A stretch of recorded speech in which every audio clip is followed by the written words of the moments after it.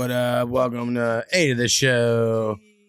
With me, A2thaMo. What up? What up? Joined by Skinny 5000. Hey. What up? He barely made it. We didn't know if it was going to be the end of the every 5 episodes or not, but he made it, goddammit. Finally, shit. I know. It didn't happen. These fucking soccer dad shit. Oh, hold up. I don't think your mic's turned up enough. Let's try to Turn see my it. motherfucking mic up. All right, there we go. You know, we'll leave it in. It wasn't even like registering before, but turn my shit up. We'll see. I mean, and I know I've talked so many times, but what happens is right now me talking is somehow getting picked up by this microphone like I'm sitting right in front of it, and I don't understand. I'm not good enough. I'm like good enough at this stuff, but not good enough to understand it all. Oh man, That makes sense. Yeah. Last week when I started, this is episode 40, by the way. I don't like to say that. Number 40. I should have got to some OEs, but I forgot. Yeah. There's like Edward 40 hands. a 24-hour winter fucking storm passing through here, and so that shit's weird. The wind's fucking strong as fuck. yeah, but it's only a day, so I just got to make a soup.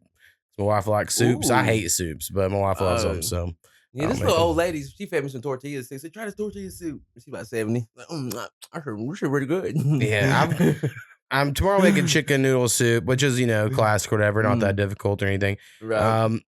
But one thing I've really come to love, and I know I've mentioned before on here, is potato soup. I never gave a fuck about potato soup my whole entire life. Never fucking had it or anything. And my wife mentions it one day, and I look up Paula Deen with her N-word saying that's his fucking recipe. And it said to use like shredded hash browns, but I didn't have any. So I just cubed up potatoes, like real small, and it was delicious. So that's how I do it every time. And I just fucking make potatoes. I'm like, God, how do people not have this every week? It's so fucking good. I was first, when you first said that shit years back, it's like, what the fuck are you talking about? Now, I don't have just plain potato. I always make bacon. And I put cheese and I sprinkle bacon in there, and so it's like not just pure. Too. It's like, ooh. But, yeah, it's good stuff. And it go good with a beer. We're like, like there you go. Shiner. It's like, what the fuck? It's like, hey, bitch, let me get one of them soups. He's like, you want a cup or a bowl? It's like, what's the difference? Like, bitch, it's a size thing. I know. It's like, she's like, can you tell me the difference? Like, that's not a good comparison. Yeah, dude, I hate it, especially go to Mexican restaurants and you're like, can I get some queso? And they'll be like, this size, and I'm like, well, I have no idea what's what out of these two things. Like, and I'm cheap, so I would just be like, I don't need queso, I'll just use salsa. They don't give it for free, but my wife cannot. She hates Mexican food, it seems, and if we go in there's like, well, I'd have to have queso, and so I'm like, fine. White girls want their queso. Yeah. There's just a lot of things. Like another cheap moment for me, I pick up all this fast food, or I use the apps typically. But when you're using the apps, you can just really see the price of shit, I feel like more. And so like I just refuse to pay for any French fries or like sodas or basically anywhere, because it's like $3 for French fries or $3 for a Coke. I'm like, well, that's fucking crazy.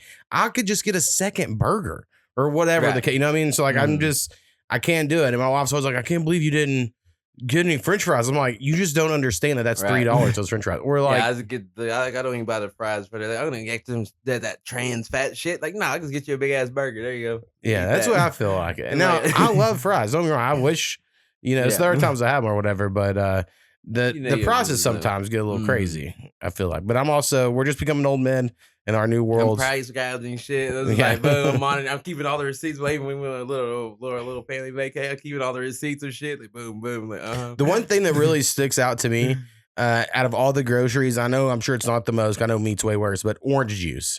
Like, orange juice, I like orange juice, and it used to be like $2.20 for like a big old thing of orange juice, right? Oh, and now for that same thing, it's like $7, and then you can get $7.99 plus tax, $8.49. So we had to buy one of those bitches at Brahms like for our breakfast. You could get now they just come out the small ass one that's just like a fucking $4.99. Like, what the fuck? It's like it's like, more Brahms. expensive than the old one, but it's like way I half the size anyway. So it just really sticks out. You gotta get the 100% shit. That fake juice shit. Well, see, I basically only do Tropicana or Simply Made, right? Simply Orange is that what it's called? Pulp or no pulp? I'm a no pulp guy. Yeah, me too, man. I was like, I don't know how you gotta get that. I can do a little pulp, it won't bother me, but I don't like a lot of it. Now, I recently got the no pulp low acid because I have a lot of acid reflux, and I hate it. I was like, I need the acid. I don't think it's good without the acid. We were talking about acid last night. What was talking about? Man, I do need to do some psychedelics. Oh man, yeah, it's great. Been a long time, and I'm just you and now need don't to reset your brain. We got some good ones, and like man, don't even take that much. All right, so I know I don't normally I do like current events here at the top, but last week when I started the episode, I mentioned something that I'll talk about later, and then at the end of the episode, I was like, what the fuck? I had no idea what that was, but I said I would talk about something. So then when I went back and was mixing it, I wrote it down. And I was like, you know what? When Skinny's on next week, he'll have some takes. So this is not exciting, but I just mentioned AA meetings last week for some reason. Oh, yeah, okay. And then I said, well, I've actually been to 12 AA meetings myself. Hey, you're a 12-stepper. And not a 13. I was going to tell the short story of how this all happened, and it sucked. And there's a lot longer story about the fact I got arrested in college, smoking pot in a dorm room, shit like that. And then getting arrested in my apartment for smoking pot there. So, it was all pot related for the most part. And then a couple like public intoxications whenever I was trying to not smoke pot, I would go and drink, and then drunk people do stupid shit, and then you find yourself in position. So anyway, I wasn't always making the best decisions in college. But when I remember being home, it was my freshman year of college, and it was on Easter break. Okay. And I mean, things that so I got arrested the end of September, and got like sentenced in November. Actually, no, I'm sorry. I'm getting my 2 arrests. The second one, I got sentenced. For my first arrest, I actually had an attorney that just kept getting my court date rescheduled until they forgot to schedule it, and that was his strategy. And then he ended up becoming a judge, so I think he just kind of fucked me. But anyway, and so everything had kind of just chilled out or whatever right after a while, and now that I'm rethinking about it, man, it was my second arrest. Now I'm ruining this whole story because G. I'm gonna tell you my why. rep up, baby. I'm gonna tell you why. Because the first one never got scheduled, like I just said, so therefore it actually never came to fruition. It just was done until I got arrested the second time, and I got hit with both at once. Okay. And then so this, I guess, would be my sophomore year. And it would, the way the stories, I'm thinking total sophomore year. So I'm home for Easter break for whatever reason, seeing my parents. And they were like, "Hey, you got a letter here, by the way, like a week ago." And I was like, "Okay." And I go and open this letter, and it's "Hey, you've been arrested for drugs, so you have to come take this test, and we're going to take your driver's license" letter. So I was not driving when I got arrested at all. I was sitting in my own fucking apartment. But they had this thing at that time in Oklahoma where if you got arrested for any drug or alcohol related offense, you had to go in to this place. They've tore down the building and built a new thing there, but I don't remember what it used to be called. But it was on Oak Street, if you remember. It's now like a whatever community center thing. Anyway, you'd go in there and you had to take this test, and it was ran by old meth heads. Right. And so they're like, oh, they used to be meth heads, but now they're not. So like, and like, you're like, well, okay, but y'all are all fucking meth heads. I just smoked some pot. So like, I went in pretty combative, I would say. So because this lady kept arguing with me that meth was just as bad as pot, or like they were equivalent. Yeah, they do try to do that bullshit. And I was like, it's not. I'll stand on this hill. We would fight all day. And I was like, I'm not gonna be an asshole. It's just not. And I'm a little too autistic to let this slide. So we're gonna have to argue about it. We battling, yeah. And I got you. She was like, well, if you ever smoked so much pot, you felt like you died. I said, no, absolutely not. I went to sleep, bitch. I would just be arguing. Like, so anyway, I woke up hungry. You have to take this test, right? And at least then, and it was very similar to when I was in high school. They made us all take this test about what drugs are y'all doing. Right. And my strategy for that was the same as this one. I was like, I'll admit to trying stuff, but I'm not admitting to like, I do it daily or whatever. Right. And so I'd be like, have you ever tried ecstasy? And I'd be like, one time. Have you ever tried cocaine? Once. You know, like that's just how I was answering all it. I'd answer once for all the stuff I had tried, but I wasn't going to like lie, but I was going to be like, yeah, it's a great time. Anyway, it came back and it was like, you're a complete addict. You're fucking out of control. Like, however I answer the test, they were like, you are the problem with society, and we're taking your license away for 6 months, and you have to do all of these things, or else I should have lied. You know, and exactly. It's the first thing you think of. You're like, I should have just lied. I tried pot one time when I got arrested for it. No, it was the only fucking time, right? But instead, I try to be half. You know, anyway. So. Fuck them. I get this letter when I'm at my parents' house, and my mom and me getting this huge fucking fight. And the reason why I'm like, I know I was in a fraternity is because I was having to call fraternity, but I was like, hey, you might have to come to Warrica to get me because I don't know. Right. If I can make my mom's let me take my car because I'm about to lose my license.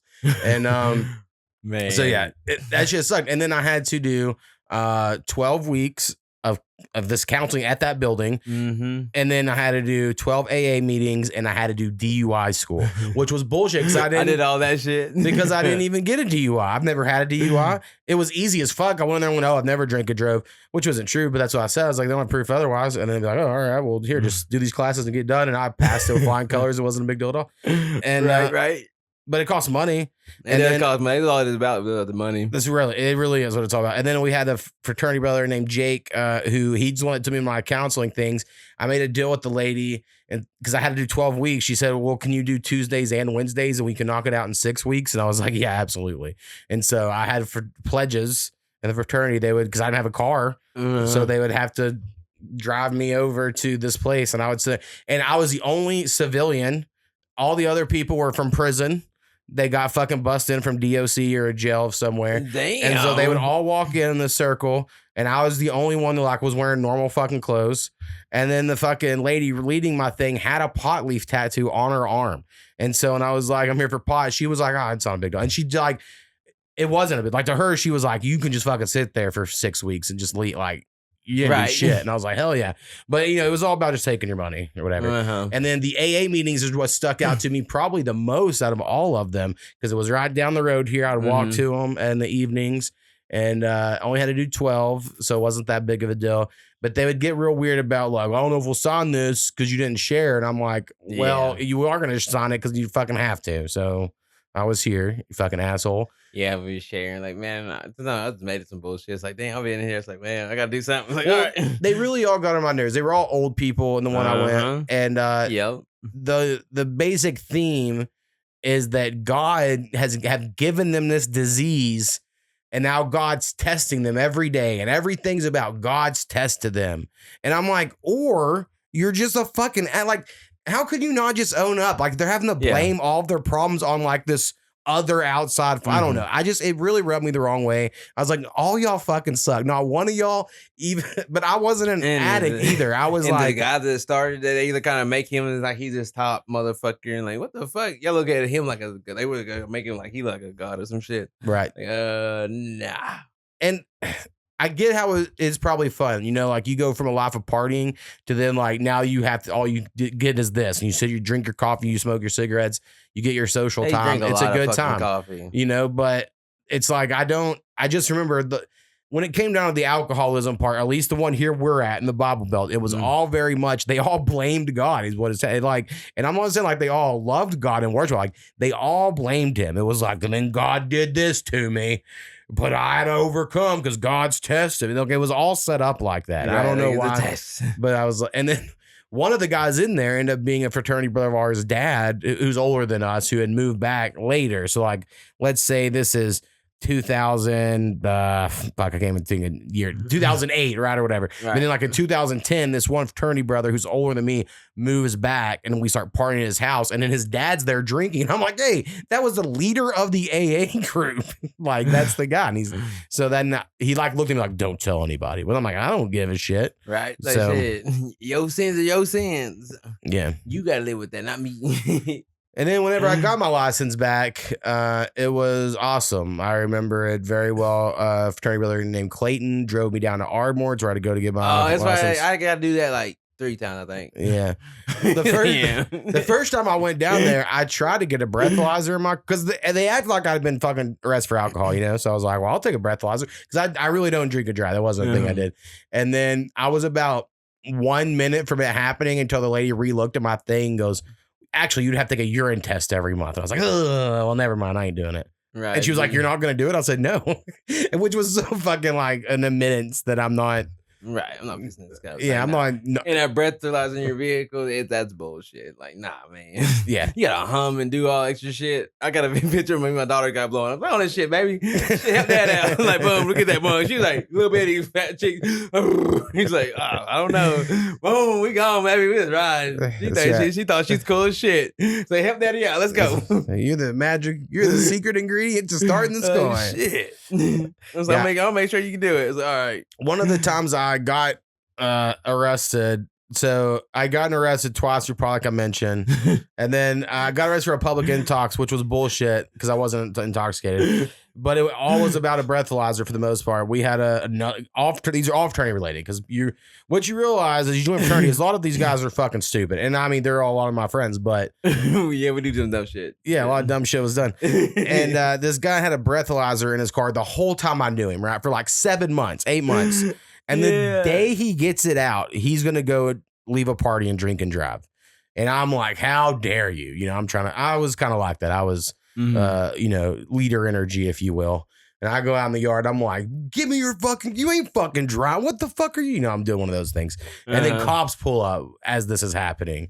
And then they just ask us our age. And they could just get my ID. So I'm like, I'm 19 or whatever the fuck I was. And he goes, all right, you just stand here. And I said, all right.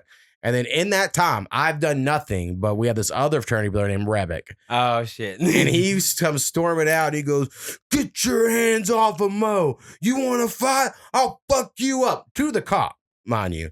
And this cop is like, I'm going to fuck up this Mohawk motherfucker because Rebick got a job Mohawk. Right. And he didn't fuck him up. He just sidestepped him, grabbed his head, and slammed it against the car.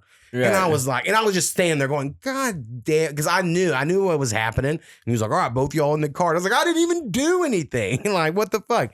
And then in the car, he even said, he goes, I wasn't even going to arrest you. I was just going to give y'all a warning, tell y'all to calm down. But then Macho Man has to come out here and you're like, yeah, I get it, man. I get it, And they don't even, none of this is on my record. They just stole my money and let me leave after, because that's how the cops do it. Yeah. And then, you get there, they check Rebick before me. He's drunk as fuck, acted an ass. And then when I get there, the lady's like, this guy's drunk. And they're like, no, he was just with them when he's underage. And she was like, okay.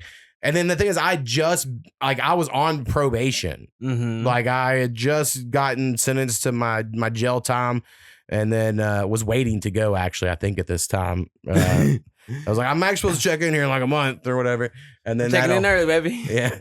And then they just kind of let me go. But yeah, fucking fraternity, man. I got into shit without fraternity, don't get me wrong. But then that also got me into some alcohol shit, if you will. Those are little different activities. Yeah, that's a wee bit. But they're fun. It was great times for sure, man. Great memories, great friends. Like, hey. And then some none. But yeah, I'm going to save current events for our next segment. And I'm going to say how my morning went this morning. Because I would say this one, but might as well get out here as for perfect spot for it, I guess. When I woke up this morning, I go to make some coffee because my wife drinks coffee and I do too. Wife really loves it. I'm like, I'll drink a cup of coffee and sometimes I don't even really finish it, but I try. And now during the week at work, I'm fucking up the coffee, taking a big old thermos and I put so much sweet shit and I get there and I down it almost immediately. And it's horrible because then you're like, oh, I got the shit. That's what the coffee does. Mm-hmm. And it's right through you. It's the coca leaf, in the coca plant. And anyway, so I go to make some coffee. I've told you this for years ago, if you remember, that I've had this feeling my whole life that I'm going to get that disease where you lose your grip. Oh, yeah. I don't remember. Maybe it's Lou Gehrig's or whatever. It's like where it starts.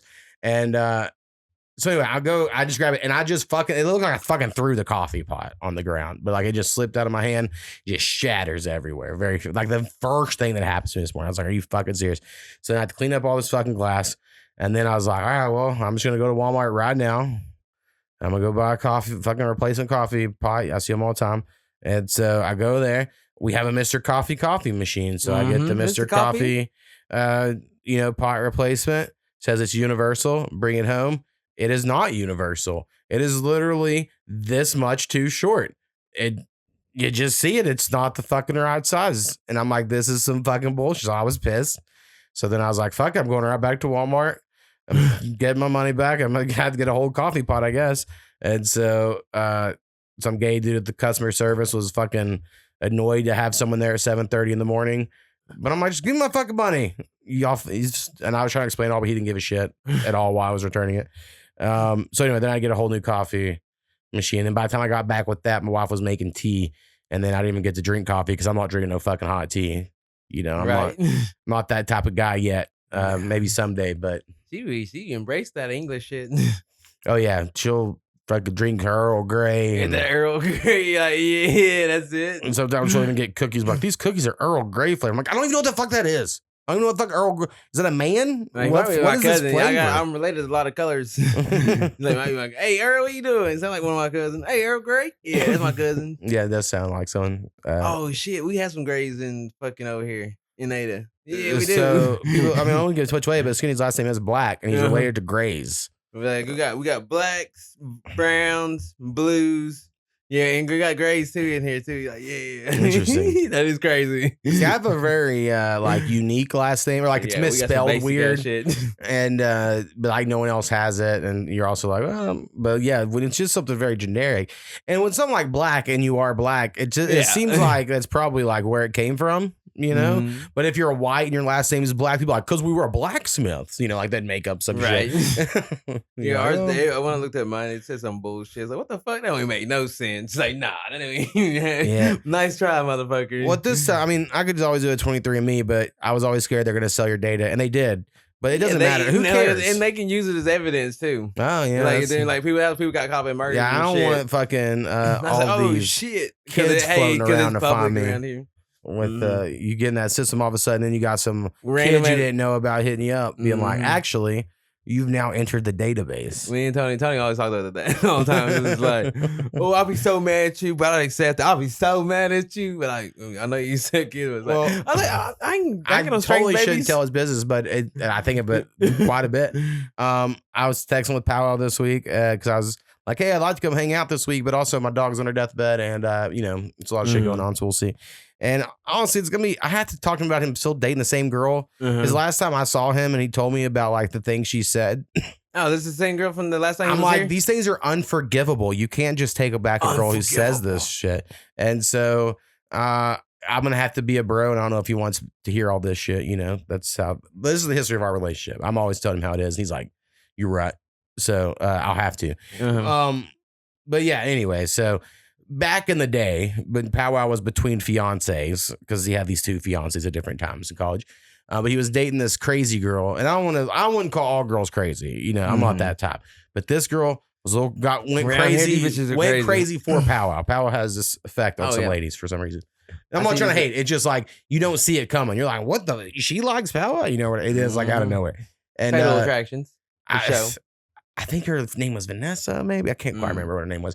But anyway, she and Powwow had sex like twice, maybe 3 times, right? And then she was like in love with him, was like, you should devote your life to me. And he was like, no, crazy shit, like, or whatever. And then she was like, I'm pregnant and you'll never see this kid. And just like moved out to somewhere else, right? And then a couple years later, we looked him up and she had a kid. And this kid looked identical to Powwow. You know what I mean? Like had his eyes and his face. And I'm like, Powwow, what the fuck? And he's like, I try to hit her up, but she won't respond. And I'm like, what do you do in this scenario? It had red hair. It didn't. That's his saving grace. No, it looked like, I mean, it looked Indian as fuck. It looked like his, you know, his eye cheek combo he has sort of. Bro, I seen a picture like a kid look like we had a dog like, is that Little East? That's not Little East. Like, bro. I was like, this was like years back. It's like I try to remember back to that bitch says everything you learn in biology class. It's like I have a widow's peak, so it's like, well, any kid would have to have a widow's peak because that's the that always passes them. It's like shit. I can't deny my baby. It's like then it's like with that one, everybody's like, oh shit, we had the same picture. Little E in sunglasses, kid with sunglasses. I think some scenarios are like, so my cousin Shad, I know you're talking about a lot of times. He was Skinny's fraternity brother, and you know, one of my favorite people back in the day. I mean, he still is. He's just different, and he's in jail forever or whatever. But he didn't know who his dad was until he was like 18. Like his senior year is when he found out who his dad was through testing or whatever. And I remember some of his family was like, he owes us all that back money. And I'm like, no, he doesn't. He just found out today. Right. I'm like, that motherfucker don't know y'all shit. You know, I don't know. That's what motherfuckers go for, like money wise. It's like shit. And then I also felt because Shad lived with me for about a semester, and his biological dad was trying to like have a relationship with him. You know, he had other kids and stuff, and he was like trying to be cool. And then Shad just wanted money. You know what I mean? And since the guy was like, well, I'm not going to give you money, like, we can hang out or whatever. And so, yeah, it was always weird. So, and in that scenario, I didn't think that guy owed them anything. You know, I mean, he just didn't know about it. So I think if you're unaware, then, you know, you can do what you can from that point moving forward. Yeah, but you got to be like a bonding thing and shit. And seeing that, it's like, this is different. I have a biological father that, you know, I was adopted from someone else, and he set me up a handful of times since I've been an adult. And I have a little desire to meet him and like the family, but not really. Right. Like, you know what I mean? Like, I don't know. Like, I noticed you got this group that can help for free of charge and like know how to go search for your people and do all this shit. And it's like, found them. It's like, do I want to do that? I thought about it. It's like, and do I want to? Like, I was like, nah. Yeah. Like, I mean, and I'm not even. It's not because I don't like the person. I'm like, I don't know, and I don't even spend time with my family I do know. Right. You know what I mean? Like, I'm like, such a fucking recluse. Like, I'm in a different part of my life, and I'm like, no, at that time has passed. It's like, it's whatever. Yeah. It's like, they didn't care enough about me, so why do I care? It's like, shit. Yeah. What left alone. I also think a lot of times when you're from like a poor upbringing and you have these like long lost family, you're like, listen, unless you're not coming with like $1 million, then hell yeah. Then, you know, that's a dream. When you're young, you're like, someday these rich fucking people I don't know are gonna some save me. But now when you're like, oh, y'all are all poor too. Well, when I don't need all that, at least we'll be all right. Be like a Mr. Deeds story, like, oh yeah, exactly. Oh, this is me. You know, that was after the first Adam Sandler movie that I didn't like when I first watched. It came around, so there were some funny parts. I remember watching, like, I don't think this formula works like anymore. I like Big Daddy was my favorite movie when I was young. Yeah, I took him on so that shit. Whenever that one hit, I remember watching it with a big group of people, and a lot of people really like laughing at me, being like, "Oh no, I don't like it." It was a big bummer. Right. And I was like, I don't think Steve Buscemi having cross-eyed is that funny. I just don't think it's like that much of a gag. All right, let's play a song. We've talked about last time. It wasn't. Oh no, we did. We was on there. That's what we're here for, goddammit. Yeah. All right, first one we're going with is from the homie Sir Nasty. Sir motherfucking Nasty. Yeah. And this is off of he's put out 2 albums, one in February, one in March. We're still gonna play the one that came out first until you know, there's a few I want to play off of that, and then we'll get to the new. You know, he's fine with that. Yeah, I've been busting on that 13 one. I've been on that. It's been on my release radar. So like, damn, I know that voice. Oh, that's nasty. That's right. Nasty. And I think now the first one's Life of a Legend, the second one's Life of a Legend 2. I do think 2 is better. It has way more of my beats on it, and you know, and things. So like, I do want to get to it. Don't get me wrong, but I think there are good ones here, and I would hate to just brush over them, you know. And another one that has my beats on we're playing here is called Throwing Money on You. Throw it on.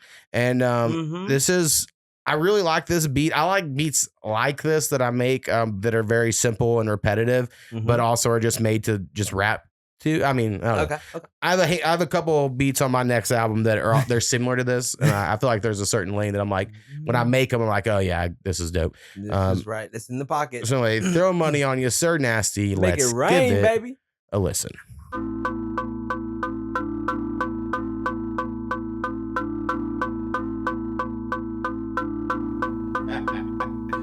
Where my nasty bitches at? Where my nasty bitches at? Look, I do my 2-step when I walk in. Get my bag checked, then I walk in. Somebody hating on me, who's talking? She been waiting on me, take it out, friend. I need a Red Bull and a cup of ice. They be hating on me, I know they hate my life, but they don't wanna fight. I know they ain't about it. They mad cause she wanna fuck and she thinking about it. Whoa. She said she wanna dance for me private. She came to the house and started playing with my private. It was supposed to be a peep show, but she turned it into a freak show. Oh, I told her yes, rubbing her pussy while I'm sucking on her breast. Nasty. She wouldn't stop.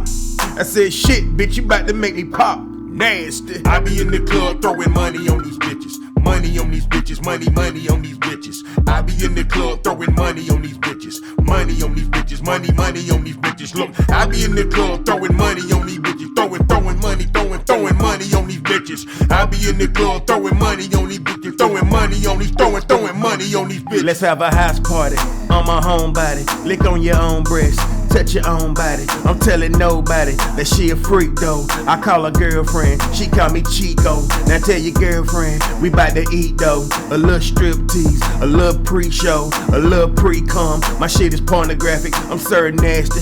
That shit is automatic, and I get rock hard. I don't blue chew, if I don't last long, fuck it boo-hoo. I like G-strings, no moo-moo. You like me, and I like you, and I would like to have you for the night too. We can do it, just tell me how you like to. Come on, boy. Show me what you do with it, and I'ma show you what I do with it. I be in the club throwing money on these bitches. Money on these bitches, money on these bitches. I be in the club throwing money on these bitches. Money on these bitches, money on these bitches. Look, I be in the club throwing money on these bitches. Throwing money on these bitches. I be in the club throwing money on these bitches. Throwing money on these bitches. What the fuck was that? Some graveyard shit. Some nasty shit. Bitch.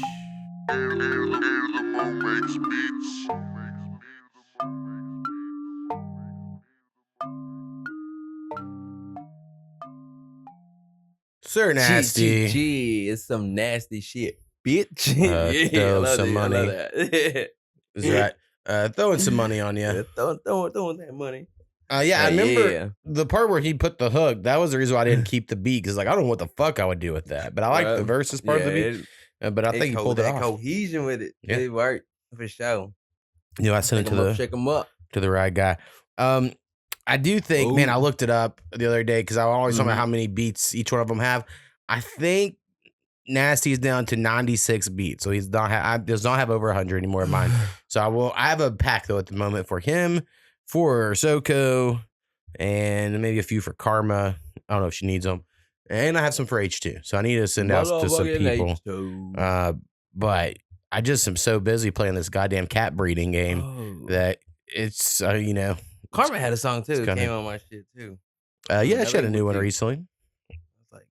I think it was with you on there. Oh, so yeah, I put out one with Karma back in February. Okay, that was the one. Then like, yeah, it worked good. That shit. Like, oh yeah, that's the one I was telling you. That shit worked great together. I was like, oh, that one was. Like, I was up in them classrooms playing. I was like, oh shit, there you go. Karma. I was like, what the fuck? Oh yeah, you doing that shit, Karma? I see, girl. Go ahead, do your thing. Yeah. So hopefully my album will be out next month. Still waiting on Bradster X to come through with the verses. He hit us up there and he was like, I'm going to do them. I got this date set. We're going to do it. And then he goes, never mind. It's my anniversary. I forgot. I got to postpone it. So I just think he's making excuses. But, you know, it's been a long time. It's probably difficult. He said his voice is maybe forever changed. He may never be back to normal with his throat injuries. And I don't know if I've described how he injured his throat, or if you want me to, I'm going to talk about it because I know Skinny's probably went through this too, but it was through dabs. And do you remember those moments? Because we went through a big dab phase for a while, and then we kind of calmed down. And this is one of the reasons we calmed down. There was these moments you would hit a dab so hard, it would feel like your esophagus went inside out. Yeah. It'd be like, I don't know, someone like flip. And you'd be like, oh, it'd be like a prolapsed something in your throat or whatever. You know, and you'd be like, oh my God. And you would like swallow your uvula or whatever, and you'd be like, what the fuck was that? So I think Brad went through some of those. That's what kind of caused his injury. And so I do know that shit sucks for sure. Right. But this week he says he's sending it over, and then if that happens, and I should be able to have my shit out by, and I wanted to do it April 17th, but I don't know. We're pushing it at the moment for that to happen. So, but we'll see. We'll see what we can do. And I really like my new album at the moment. I'm like, this might be the best one I've done. Okay. But I'm listening on my old shit, and I'm like, God, this shit sucks. And so I'm like, I don't know if it does suck, or if this new shit sucks. Credit, bro. And it's always sucked, and it always will. I don't know. It's just that's how it is. Your ass, man. That's all you're doing. You say, oh yeah, you gotta keep pushing yourself. Well, I also remixed the whole Internet Friends one this week. Just randomly, I was like, you know what? Fuck it. What if I remixed all these? And I actually had almost all the audio files I needed, and then a few of them I used AI to like pull off the old one. And I don't know if it sounds better, but it's a lot louder. My new mixes. I don't know if I don't know what I'm gonna do with them. My thought was like, everyone's leaving DistroKid, and maybe eventually I'll have to. Maybe something will happen where it's like, enough's enough. I can't do this because I'm not making money either. But at the moment I am. But I know a lot of people are bitching about it. And once that happens and I have to re-upload it somewhere else, it'd be fun to have like good mixes to upload. Right. But I could just go ahead and re-upload them. But it's I'd have to like time it right. I'd have to remove one, and I don't know. It'd be a lot of stuff. No, I missed nothing. What happened? But I still think Ain't Worth My Energy off of Internet Friends 1 is one of my better songs. And not for me. I think Bernard Willis, who's the guy on it, he fucking kills the song. And he just disappeared after this album came out. Was like, all right, I'm done. And so I listened, I'm like, yeah, this is really good. I don't think even I'm that good on any of the songs on Internet Friends 1. I'm like, I really am not. Because I was kind of fresh getting back into it. You know, there were my beats. It was all kind of new. I think I was the worst person on most of the songs. But I would still put it out. Anyway. All right. Skinny's here because he's our military advisor also. You know, he fought in one war on terror in the Middle East. And we got another one popping up. The fucking Gulf War, baby. And they actually claim now that wasn't a war. It was what do they call it? A conflict or a like, you know, they use like a different said it was operation. We have a conflict in the Middle East. They called it a lot of shit. Yeah. But yeah, so since it's been like 10 days since I recorded the last episode of this, so a lot has happened on this. So much so that it's hard to keep up with. I just know my general vibe and feel and take, and I say vibe and feel because you can get whatever side of the facts you want because both sides are saying different shit. I don't know who. Yes, only one of them are correct. You know, but I don't know how to know that. You know, I mean, I have my gut feeling of what feels right, but I don't fucking know. And it does seem to me that the idea was that Israel wanted Iran attacked. They've wanted Iran attacked for fucking 7 decades or some shit. So, I mean, for how, you know, you could pull up every time Netanyahu comes and speaks before Congress, he talks about how we got to get rid of Iran before they get a nuke. And that's just the thing they've been on forever. And then some kind of tied to that, apparently Pakistan, who has a nuke, has said for 20 years, it doesn't matter if they get one because they're going to give them one. They said if Iran gets into a world war, we will give them one. So quit worrying about if they're building one because we're going to give them one. So I'm like, yeah, I don't know. Why are we? I don't know. And that's also when some country like North Korea has a nuke and they're like, could do whatever the fuck they want because they have a nuke. I understand why any other country's like, we got to get one. Because if not, motherfuckers ain't going to take it seriously. Like, I totally understand why they tried to or whatever. So anyway, it seems like Israel wanted to take out Iran. And I think it's because Iran is just such a big military power in the region. Right. And Iran's 4 times the size of Iraq, I believe, is what I saw. And, you know, I last week mentioned how, you know, at least America's going and trying to like take shit out fast and get out fast. That's like what they're pitching, but they are still going to be there to rebuild it. You know, that's all the contracting work and all that shit. You know, this is the military industrial complex that work there. But it does seem like it was started because Israel's like your little friend at the bar that went and started a fight. And then we're like, come on, you're on my team, you know, and now America's just in it. I mean, that's how it feels or whatever. And then it does seem like no matter how you look at it, it just seems like Iran's the good guy kind of in the situation. Like, I don't know, like it's hard for me to see how America's the good guy. You know what I mean? And like we preemptively struck. I have people I work with. It's hard to look at as a good guy to anything. Like, all this shit that's happening is like, you know, everybody justifies shit. It's like, well, some calling make it make sense, guys. Y'all just right. What's the thing? And there was this old fucking man on Tucker Carlson. I rarely listen to Tucker Carlson, but I had no podcast and I was in my car and I was like, I got to listen to something. It was some like 90-year-old general or whatever, you know, it's retired now. I don't think it's quite that old, but he was just talking about this situation, comparing it to other things. And he was somehow like Abraham Lincoln said back in the day that, you know, like your power has to be tied to morals or else people think you're corrupt. You know, it's like, yes, America can have all the power in the world, but if they just start fucking squashing people. Yeah, that's what we ain't got no morals. We ain't got right. Like it doesn't work or whatever. So, and that is kind of what this is. And there's a part of me that's like, at least be honest, like we're just gonna go take their this and that. But we're not even taking Iran's resources. This isn't about oil. Like this is about Israel wants us to attack that. I mean, like that just, I don't know any other way it is besides that, you know? And then there's also, and again, I don't know what to believe because I can't speak Hebrew and I don't know if the translations are correct, but the videos that you're shown is be like, you know, they interview people in English in Israel and they're like, we want peace. We love these people or whatever. And then whenever they interview them in Hebrew, they're like, we will destroy them. Fuck them. You know, like we're taking all their land. You're like, I don't know. It's all kind of fuckery, man. You don't know what to believe. Like, who's And so everything just fucked, really. And then the big, and again, this is all about the Israeli government. This is not at all about the Jewish religion of people or whatever. I don't care what you do, but it's all fucked. I do think it's just someone like Lindsey Graham. A lot of his things, he's the gay Republican congressman from South Carolina. And he'll be like, I go to Israel every 2 weeks. I care about Israel more than I care about America. I'm like, how could he just not be like, all right, well, they're no longer allowed in Congress. Right. Like, you made that statement, and now you shouldn't be allowed to be in Congress. Yeah, you care about another country. You work for us, but then you still care about some other country more than your country that you work for. Get the fuck out of here. And there is where they're going to try to press charges on Tucker Carlson for being an Iranian spy because he texted with someone from Iran before all this happened. And they're going to be like, see, he was texting with them. But I think he's a journalist and should be allowed to do that. I mean, I think that's how that... Like, you can talk to people. Like, you're an American. You should be able to talk to other people. I don't know. Yeah. I don't just... It's just so crazy. Well, and then, I guess I kind of... maybe it was in the context of the text that was going on or just the texting itself in general. Right. Well, I think it was he heard that some of this was going on, so he texted someone there of like, have you heard the same? I've heard, and so therefore he is sharing. He had his own little informant. Yeah, so he's like sharing information technically with someone in Iran, so they're going to say that. But I think it was for like... What's he gonna do? Go fucking make an anti-war? He was just fucking getting it for a story. I mean, like, he's like, oh yes, I'm gonna be the counter operation to this. Yeah, he probably played it smart and like they can't get nothing out of it. They just do some bullshit. Yeah, I don't know. I've never been a fan of his or anything, but I just think for how funny it is and I know everyone's like, you should have seen it coming, but it is still entertaining. That literally everything Trump said when he was like running for the second term, he's turned it back on. Like even have been like, the Dems are trying to use political warfare against me, and then he's using political warfare against people. I end all the wars, no more wars, or political warfare. Yeah, and then no more wars. Now he's going. Or he's like, the gas is going to get below $2, and now he goes, well, who cares what the gas prices are? Like it's literally what he just said on stage. So, yeah, it's just all different. And then I see people on my Facebook that are still like uber Trump fans. And they'll be like, just fucking trust him.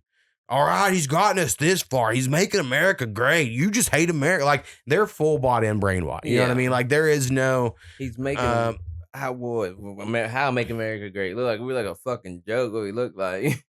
Yeah, well, and I think just the whole, like, the tariff thing's another thing where it was like, I was fine with the tariffs, but now that they're going to have to pay back the corporations all the money... And then we still had to pay all the bullshit up charges. And they're like, well, none of that worked, did it? Not at all. So that tariff shit was stupid. Then he like kind of increased this shit and say like, oh, the Supreme Court went against me. Oh, watch this. I'm going to put this in motion. I'm going to raise some tariffs up. I also saw a thing with this whole war where China has like a intelligence warship, like just chilling out and whatever that sea is right there.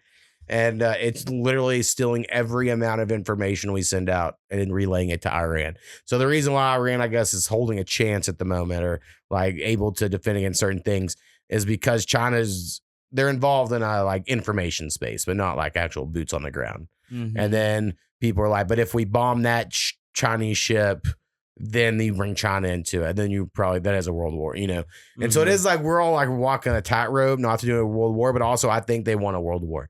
Like I mean like the people that run the world and the economy, because their kids aren't going to have to go. You know what I mean? That's just not, the rich people will be completely shielded from this. If anything, this is just another code. It's just say, we'll go kill some people, go do some things, and then we'll capitalize off the chaos afterwards. Whatever. So, sound like for sure. So anyway, I don't know enough about it, but it seems like we're in the wrong. Like nobody knows about it. Like everybody got their ifs, ands, and guesses and got some knowledge, but you don't got a full story on anything. One thing I thought was interesting about it too is like, so we do our first day of bombing of them, and we're like, we killed their supreme leader. He was in this building. We blew it up. Their leader's dead. They're going to get someone else, right? Oh, then we kill that motherfucker. And then Iran came out and said, we killed Bibi Netanyahu, who's Israel's leader. They're like, here's his office. We blew it up. And he hasn't been seen in 3 days. And then people go, how dare you claim he's dead? He's not dead. And you're like, it's the literal same evidence that you use that you killed. Like, I don't know, again, if either side right, but it's like they just so dismiss it of like fucking idiot believing the other side. What the fuck is going on? Nobody knows what's going on. Yeah, well, Listen, it's a top 5 propaganda country in the world, maybe number 1. You know, if you include the propaganda it does in other countries, in some way. And things aren't like journalists aren't allowed to share information happening, or else they can like go get arrested and shit. Right. So like nothing is coming out unless it's leaking out on the internet here and there, like live videos or something.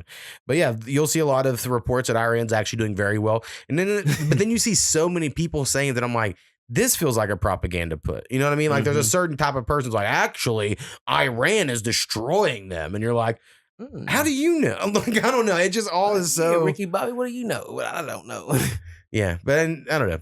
And part of me the whole time is like, did they all go to war because we still wanted the Epstein shit? Ooh. Answered, and they're like, what about a war to distract everyone? Like, it really, I don't know.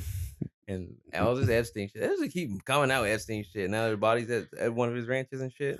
Oh, that's fun. I didn't see that. Like they found a couple bodies at one of his ranches or some shit, some young girls. Yeah, that makes sense. Like, makes sense for sure. Like 2 of them. One of my ideas I had last week is still one of my favorite things. I told my wife that I was like, once AI gets good enough, I'm totally going to use AI to do it. I want the Clinton deposition in Slumdog Millionaire style. Have you seen the movie Slumdog Millionaire? Yeah, I have. That's been forever ago. And so the premise of that is he's on Who Wants to Be a Millionaire. They ask him a question that flashes back. So I want like when the Clintons are being asked about Epstein in their deposition, it like flashes back to like the crazy sex parties and all the shit through Bill's eyes. But then when it flashes back through Hillary, they're like assassinating people and kill him. You know, she's like the monster really running the whole thing. Not that I believe that. I just think it's a good movie. I like it. So I'm gonna screenplay it.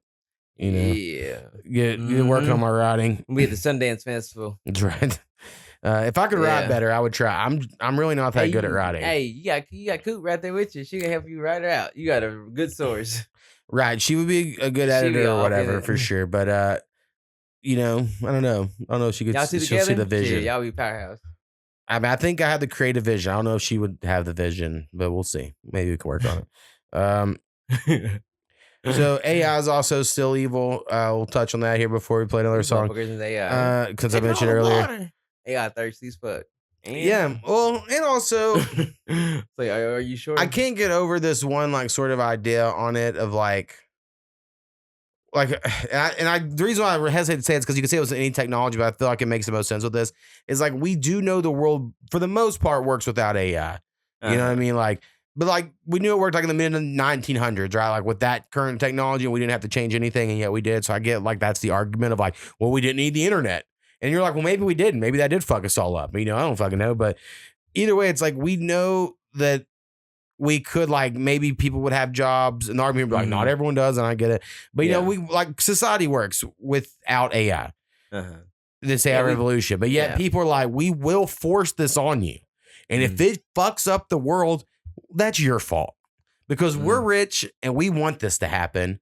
It isn't profitable even a little bit right now. I need people to understand this. It's like, but Netflix wasn't profitable for fucking 20 years until it ruined everything about TV. And then they were like, now you got to do it this way. And that's basically what we're trying to do here. They're like, well, we're going to blunt force AI into your lives. So you have to do it. And I'm like, I don't want to. And I understand. I've used some AI art for music. I use an AI stem splitter to pull the drums and melodies apart. There's a few things I've found useful. But I think people that just sit around and like, let's see what I look like in this AI art rendition or whatever for no fucking reason but to post on my Facebook page. Is weird. I think it's like even people that sit and talk to it like a chat bot, at some level you're like, well, it's harmless. Who cares? We talked to fucking Bonsai Buddy when I was a kid or whatever, but it's weird when it's like people are like, they're a real person, goddammit. You know what I mean? You're like, oh shit, this is getting too much. Right. And again, I'm not even saying it isn't gonna be like useful in some way, but why do we even want to change the world like that? Like, and they'll be like, no, because they're just gonna find like medicines for heart stuff. You're like, you don't even fucking know. You're just like, sure, it'll do this thing, but really, you're just so stupid. You want to talk to a chatbot that tells you stuff, and then kids as well, like them using AI, even the best case scenario. And I use this example in my job the other day because I'm anti-AI and everyone else is for it for the most part. And I'm the one holdout of like, we can't fall for it.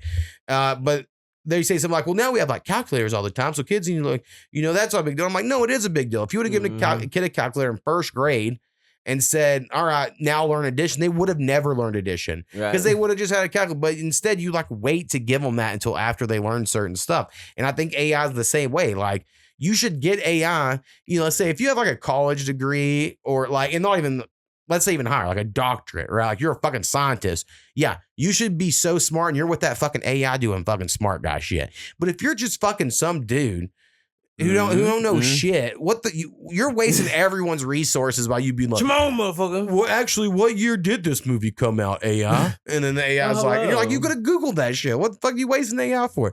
So, I don't know. I just don't like it. And I don't like the way they're trying to force it on you because, again, if it never makes money, they will have to quit. If it keeps being unprofitable, eventually they will have to be like, listen, it's not worth it. But instead, people are like, actually, I think I might use a little AI. And you're like, God, quit using it. Come on now. Be yourself. Or at least use the good ones. Like there's an Anthropic company. They said they weren't going to have theirs being used in war by the military. And then people are now like against them. And I'm like, well, I think that's a good thing. Right now, some armies are like, well, actually, if they use the AI there, they could, it's why we bombed them instead of Israel. So we're in charge. Maybe like you want to be in the forefront, but I don't know. The fucking front. I don't like it. Don't like it at all. All right, let's play a song. We'll play another song. Song we're going with here is from It's Your Boy H2. The motherfucking H2. And the name of this one is TroJen Hoarse. Dun, dun, dun. Spelled Trojan all fucking horse. crazy. And it's from It's Your Boy H2. The Trojan Horse used to come up a lot back in the day because the Trojan condoms, I feel like they were so popular and they had so many commercials. You just always were thinking about the Trojan Horse constantly. Great name for condoms, by the way. Anyway, It's Your Boy H2. Let's give it a listen. Yeah.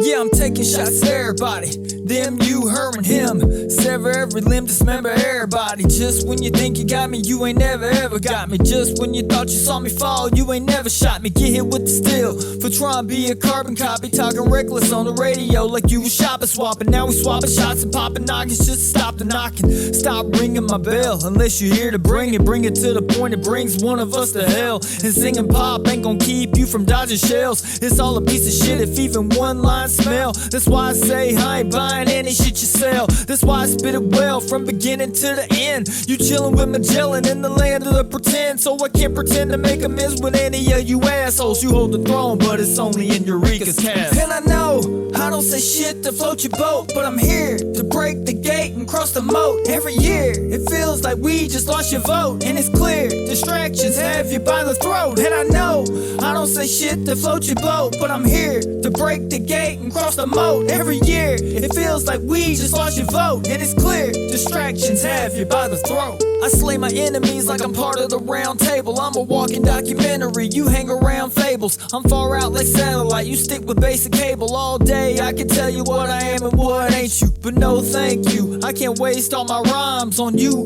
cause that means I'm wasting all my time to do something real, original and true. So I spit real shit while still really killing you. If I said I was feeling you, I ain't really mean it. I ain't, you might as well call me a paraplegic. I probably said it so you get the fuck out my face, but when I said it you should've seen the look up on your face. So yeah, I hate to have to leave you disappointed. Maybe you should've just stayed at home and missed this whole appointment, cause I ain't employing lame spiders or actors. I disappoint them more than sorry sir, you have cancer. And I know I don't say shit to float your boat, but I'm here to break the gate and cross the moat. Every year it feels like we just lost your vote, and it's clear distractions have you by the throat. And I know I don't say shit to float your boat, but I'm here to break the gate and cross the moat. Every year it feels like we just lost your vote, and it's clear distractions have you by the throat. Like a Trojan, like a Trojan home.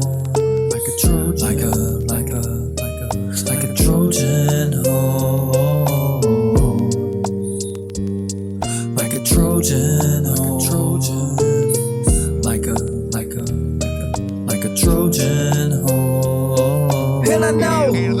say shit to float your boat, but I'm here to break the gate and cross the moat. Every year, it feels like we just lost your vote, and it's clear distractions have you by the throat. And I know I don't say shit to float your boat, but I'm here to break the gate and cross the moat. Every year, it feels like we just lost your vote, and it's clear distractions have you by the throat. It's your boy H2. It's the motherfucking H2 with TroJen Hoarse. The TroJen Hoarse. Achilles. That's right. Eureka's Castle was the first thing I ever watched on Nickelodeon. So I like the reference to Eureka's Castle. Okay. Because people would probably be like, what the fuck's Eureka's Castle or whatever. But I was 6 years old when we got cable, I think. 6, 7. And I just remember turning on and be like, all right, there's a castle. And I remember on that specific episode, and then maybe I'm like combining two memories, but I'm just going to claim it's the same one. They were trying to teach you how to draw a perfect circle. And I remember being like, I don't think it's possible. Like even as a kid, being like, I don't think it's possible to draw a perfect circle. I don't think it's going to happen for you. So anyway, shout out Eureka's Castle. Yeah. Yeah, shout out to A2. And then you mentioned Achilles. Motherfucking H2. I remember when Troy came out in theaters. I saw that like opening weekend. I was pumped. I used to see all the movies. It was pretty cool. I haven't watched in a long time, but I need to. I have it, so I should give it a watch. I got Achilles and Hector tatted on me. It's like, yeah. Hell yeah. Oh, we scared to fight that man. Yeah, you need to play God of War. I know you're not. You were in a video games about a year there. Yeah, I was on a run. But I think, you could. I said, I need to get back into it. Yeah. I need to do change it up. I could get you to this game called Eugenics where you breed cats and you fight cats. It's all I've played for 3 weeks. It's outrageous. Sound like some shit the kids be playing. They would be all about that shit. They would love that type shit. So what the fuck? Well, you take care of when you have to watch them. When you have to watch them have sex, their little sex animations are kind of awkward, but they're funny. Some of them fuck weird. And anyway, that was a pretty good one. And then I'm going to do the quickest sports segment because I don't want to harp on them too long, but I have a few things. Bam scoring 83 points was a big deal that happened. He passed Kobe for most points in a game. Bam Adebayo, people don't know, for the Miami Heat. And it's the most random sports stat maybe of all time at the moment. Like the most he would be the 3rd or 4th pick on his own team to break the record. And he did it. And a lot of people are mad that he did it in like a sort of unethical way. I don't know what the right term is. Like his team was fouling the other team so they could hurry up and get the ball back to get him more shots. Yeah. And to me, that is the only problem I have. A lot of people are mad that he had so many free throws and stuff like that. Yeah, that's the free throw thing. Because he had like 40 fucking free throws or something. But it's like, well, they fouled him. But it's different if like his team were fouling the other team just so they could hurry up and get the ball and him shooting it. That's like some shit you do on 2K to like cheese the game, you know? So I do think that's like a little fucked, but also I get going for the record or that close. But the Wizards team was absolutely horrible that they're playing, some fucking G Leaguers and shit like that. So it was a certain just perfect storm of scenario to happen. But also I think people look back at Kobe's 81, with rose tinted glasses. Like the Raptors were fucking horrible that year. Kobe was also shooting every time. Now he shot every game for that team because that team was not good. He was like their only offense. So, and I loved Kobe, so I'm not even like trying to hate on it. But also, Bam's a big Kobe fan. So, and for people like he should have stopped and not passed him, Kobe would have never stopped and not passed it. You know what I mean? So, like, I don't know. I'm not that mad, but a lot of people online are mad about that happening in the basketball world. And then I also just want to shout out Victor Wembanyama crying like a bitch after a fucking regular season game. They won a regular season game and he starts crying. And then everyone online, because they all just fucking suck his dick all the time, we're like, look at the passion he plays with. He cares so much. When fucking Pat Beverly fucking cried for getting into the goddamn play-in tournament, people clown the shit out of him like we should have. Like anyone else fucking makes fun of, I don't know. I just hate how everyone just loves this guy and he gets a pass on fucking everything. Also just, my take on basketball in general, ever since the Jokic-Dort sort of scuffle that happened, and the Thunder played the Nuggets again recently, it was a great game. The last few Thunder games have been very good. Oh yeah, but after live for sure. But after the Lou Dort Jokic scuffle or whatever, the way people online were like, Lou Dort should be kicked out of the league. Like people were just getting so worked up. I'm like, these are the same people that acted like the 80s and 90s basketball was the best. And then you have one little fucking scuffle, which used to happen every night in the 80s and 90s, and now people are like, how dare they? Right. The fucking game. And you're like, I thought this is what y'all wanted was. So I don't know. I'm just starting to side out all of the NBA media someday I'm starting my own basketball podcast just to. I got way more focused, on that if I was ever going to do it. But half of it would be me just calling out other basketball podcasters that are famous for their stupid ass hypocritical takes. Anyway, it's fun stuff. All right, at work this week, I accidentally went full sim theory to a guy and freaked everyone out, but I just can't help it. I'm just that weirdo these days. So I'm sure everyone listening to this knows, but for about 5 or 6 years now, I hear about the simulation theory. And I go, oh, that's fun. I like the basic mathematical premise of the theory, and I don't necessarily believe it, but I just think it's fun. And then when you start thinking about it, and then you start looking through the world through that lens, you're like, then this could be this, and this could be this. The same way people with their religion of choice, once you follow, you all of a sudden start seeing the world a certain way because you want to or whatever, right? And so I just think it's fun. Don't really believe it, but I think it's fun. And so anyway, this week at work, we have like a business lunch, right? Like some guy comes in to wine and dine us and takes us all out to lunch. And then because everyone I work with is boring as fuck, not everyone. I mean, they're not. In case they're listening to this, y'all are great. But it's like someone brings up the simulation. They're like, ask him about the simulation. Or maybe I brought it up. Who the fuck knows? And so this guy we're with is like, what do you mean? So I lay out the basic mathematical premise. I think it's how most people first hear it is like, can you imagine a world now? And it helps if you play video games. But can you imagine a world in which someday we invent a video game that's so good that you jack into it like the Matrix, or like Westworld, like you plug into it and you're there, you're living the thing. You're like walking around and you think it's you or whatever because it's like plugged directly in your brain. And this guy immediately goes, yeah, absolutely. And I'm like, right, of course we're gonna get there. Of course, if it's like unless we destroy ourselves. But if we're on this path, of course, our technology will get there eventually. And he's like, yeah. And I'm like, all right. So once that happens, that's the threshold where do you believe you were in the original world? Ooh. Or are you in one of the millions of fucking video game worlds we just created? And then mathematically, it just makes more sense that you're in a simulation, right? As opposed to being lucky enough to be in the one original. And I'm like, and I'm not saying that this probably, if we are in a simulation, is based on the original. You probably just chose a timeline, right? And you're running through it, but you don't have your memories because that would ruin the game. Oh yeah, and it's like that's kind of, I guess, the small idea of it all, or whatever. And then he gets all fucking. A little argument about, which is fine. I enjoy that. It's fun. That's why the shrooms are the right. Actually, that's why they're in the. That's the wrinkle in the time. That's I said, I even brought up psychedelics. I said people take psychedelics. They say they can see the code. Those guys take DMT and they shoot lasers at the wall, and all of a sudden they said you can see the code in the shit. So you can see the energy off of everything. Everything has energy, like trees breathing and shit. Really, my problem was the audience that was hearing it, the guy or whatever. And again, he was fine. I'm not nothing against him. He was a good guy. But you could tell he's like religious because I said something. I said, honestly, because I could tell I was freaking him out a little bit with all my sim theory knowledge. Yeah. And I said, honestly, it doesn't matter to me. I think it's as likely as anything else. It's just another fun thing.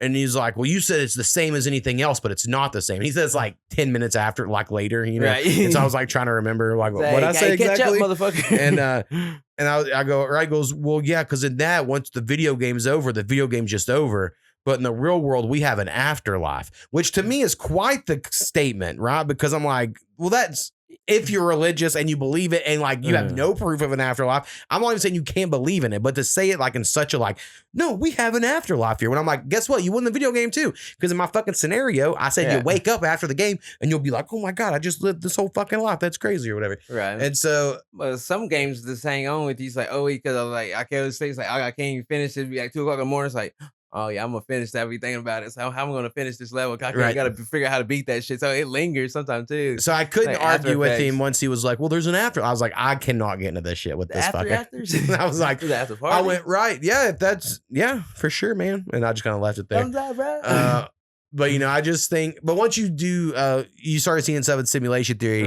And I think, again, it helps when you play games. I know it's like a chicken and egg thing where it's like you play video games, so therefore you see life through that, but also video games are made by people that live life, so of course they're basing it on life. So it's like, of course it's like that, or whatever. But I don't know. There's just a lot of variables, a lot of thinking, mind fuckery.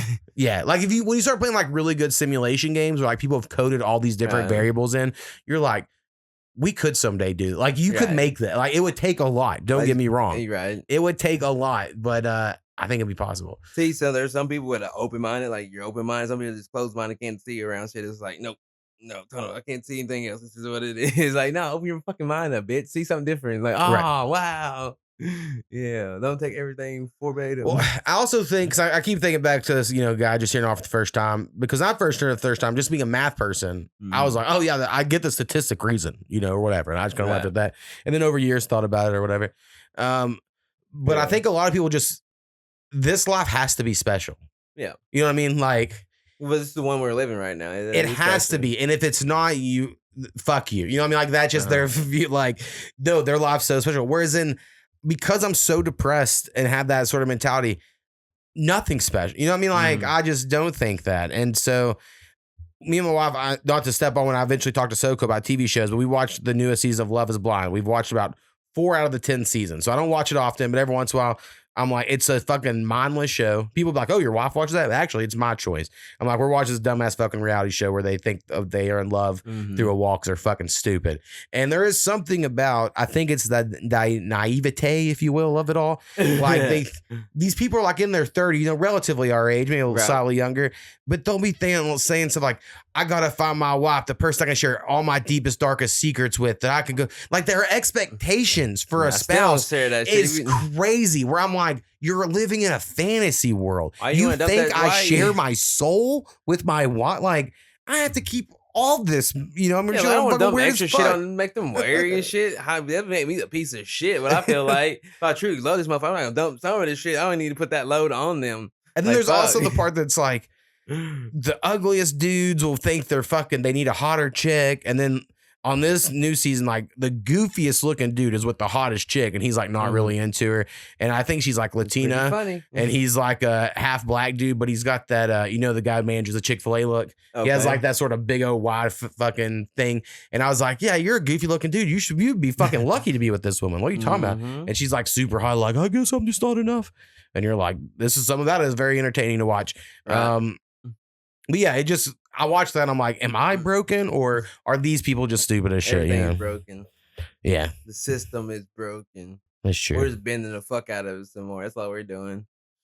Well, honestly, for me, and I've gotten, like, my whole goal, I think, when I was younger, was I just wanted to be content. I didn't, because I was getting arrested, just like I said, in college, and shit was a little wild, and I was like, God, if I could just if everything could chill the fuck out, and I achieved that. Right. But now I'm like, well, I'm kind of done with that goal, and I didn't really have much of a goal after that. Like, yeah, I would love to make a lot of money and cool shit, and people love my music, but it's not going to happen, obviously.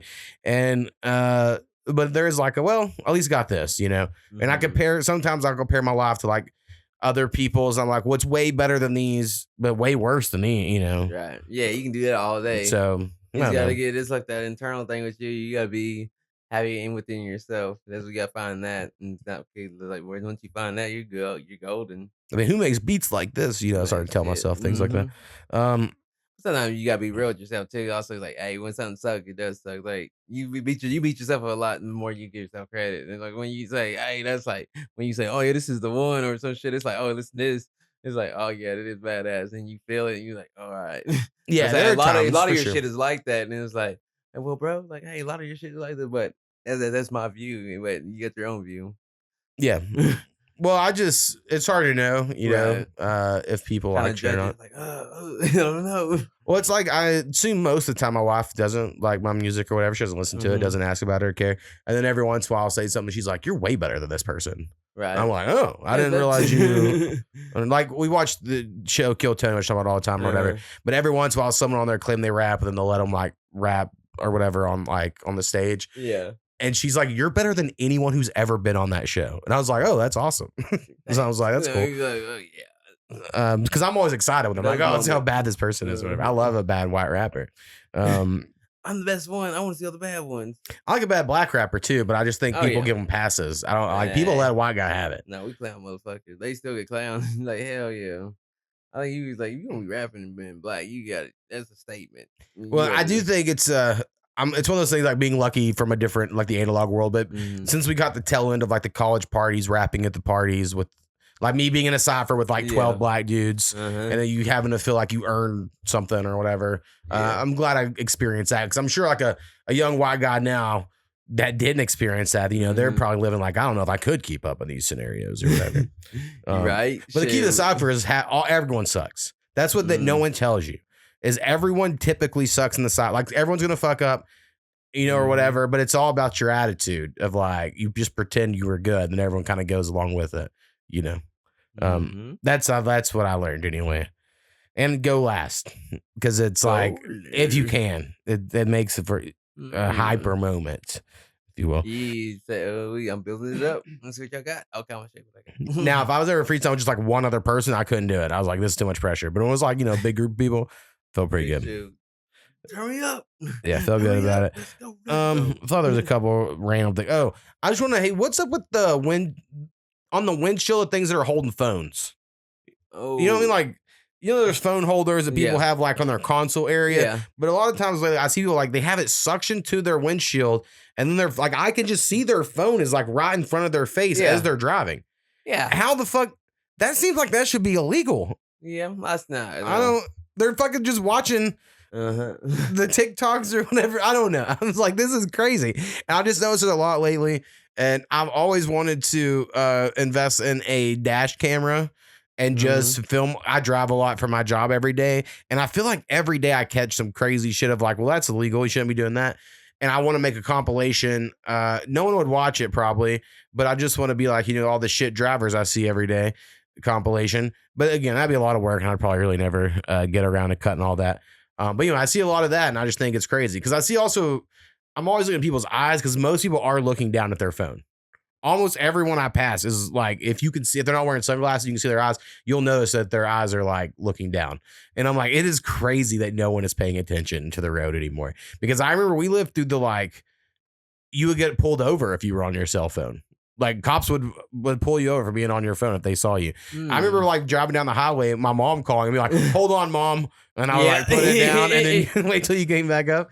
And like no one does that anymore. Everyone's like, I don't give a fuck. I'll fucking watch Gotti on TikTok. Don't give a damn. And I also think, I need to knock on wood for sure here, COVID, like they don't care about speeding after COVID. Maybe you can go fast enough and I don't go that fast. But like I got a lot of warnings. I ain't got no ticket. I was even getting lucky, but that's like it's like, got a couple warnings. Actually, I saw a Corvette get pulled over this week and it was very funny. It took off from this red light like like a race car, and then a cop immediately turned on its lights. But I was thinking like, there's no way it was going over 40. Right. I didn't have enough time. So what are they going to pull him over for? They gotta get him reckless driving or some shit. Trying to make a loophole for it. Probably. That's true. Fucking cops. All right, let's I'm sure I have a million other things. Here's another thing. This is related to my car shit. Okay, let's talk about it. Funeral processions. Fuck, who gives a fuck about a funeral procession? This was last weekend. I was going to get groceries. I fucking come to a dead stop. Everyone stopped because they're fucking the funeral home is going across. I don't know. I just don't understand. Where's your limo driver at? Y'all? Yeah. What happened to him? I don't understand why they get a police escort for everyone to drive slow as fuck. It'd be different if they were driving the speed limit at least, but no, they go slow as fuck. And then they're like, everyone just stop and wait here for this dead person. I know people are like, you should show respect to the dead. I don't even think there should be cemeteries. I think we're wasting land. Fucking wasting land on a dead body. You know how fucking valuable land is in this country? So anyway, I'm just against the whole funeral industry, and a big part of that is the funeral procession. People don't know that's like there's lines of cars in the road driving slow as fuck to stop you on your drive. So I think we need to pass a law to make that not a thing. It's a waste of our officer resources, taxpayer money there. Also, it's just like meet at the fucking gravesite or whatever, Meet at the gravesite. Or do it at like not at 11 o'clock on a Saturday, like maybe do it at a time when fucking people aren't out doing shit, so you're not blocking all the traffic. There you go. That's all I need to get there. All right, we're playing a song. This next one's very special, so hopefully this will wake Skinny up before our last segment. I mentioned I was mixing the old Internet Friends one shit, of course. And then that led to me having to do a new mix to an old favorite that we're going to play exclusively here. But if people like it, I may put it up on the streaming sites for the summer because it might be a summer hit. Ooh, summertime sadness. This is what I'm calling the Big Old Round Titties Beach Mix. The Beachy Mitty? So this features Pootie Mungis, Snappy, Bradster X, and myself. This was an early hit around here. And I think I'm the worst part on this one too. I just think I'm the worst part on all the songs that Dead Friends won. But I tried my best to mix this into what I would consider beachy vibes. And anyway, we'll see how everyone likes it. Oh yeah, I got to get everything pulled up though. So this will be some technical shit, but we'll pull it out. So check this shit out. Checking like checking. The Mo makes beats.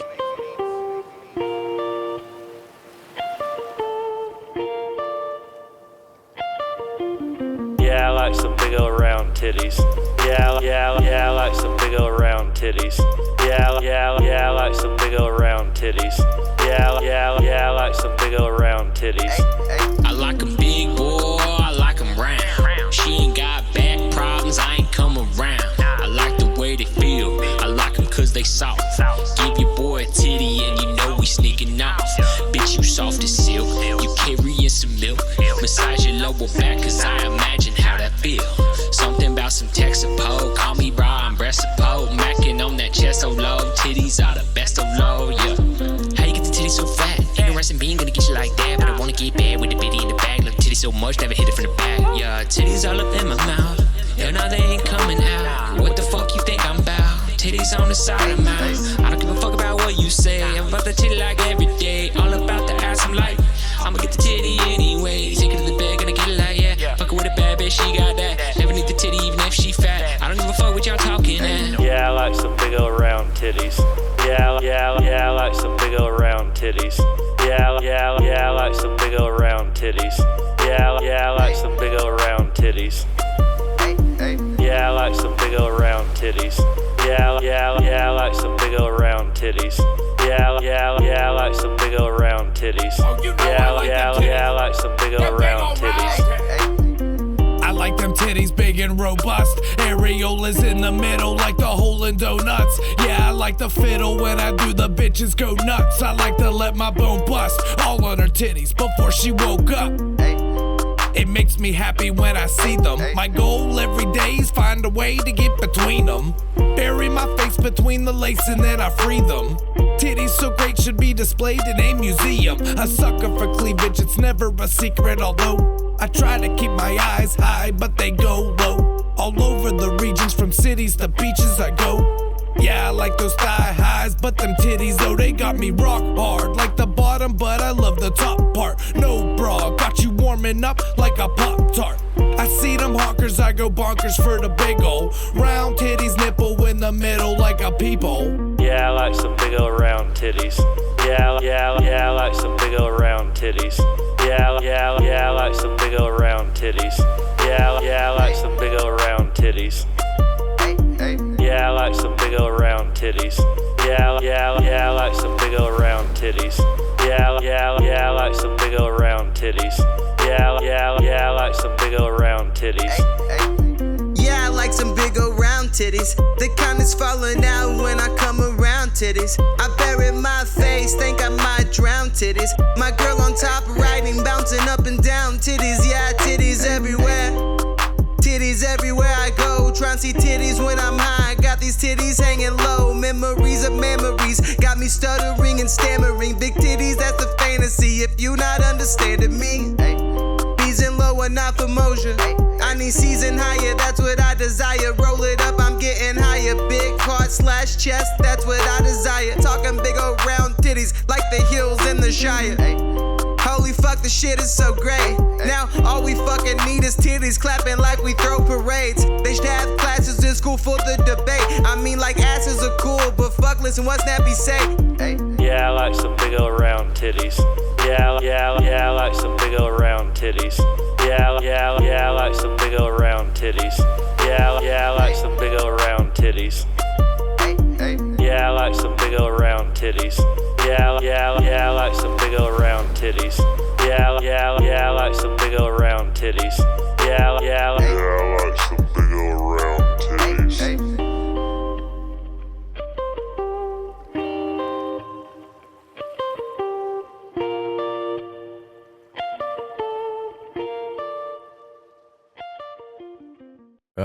Big old round Yeah, titties. the big roundies. The beach melons. mix.